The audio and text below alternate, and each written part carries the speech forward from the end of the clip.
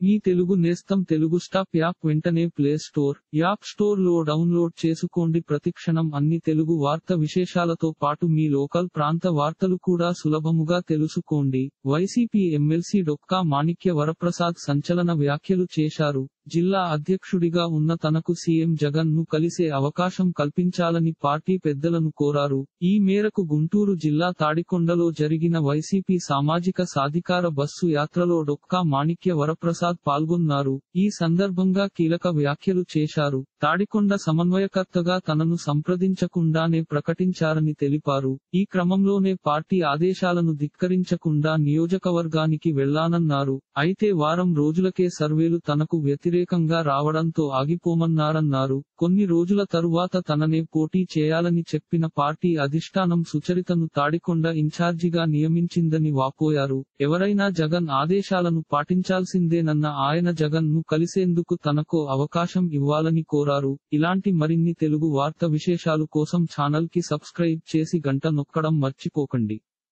ఈ వీడియోని తోటి మిత్రులకి షేర్ చేయండి. మీ అభిప్రాయాన్ని కామెంట్ లో తెలపండి.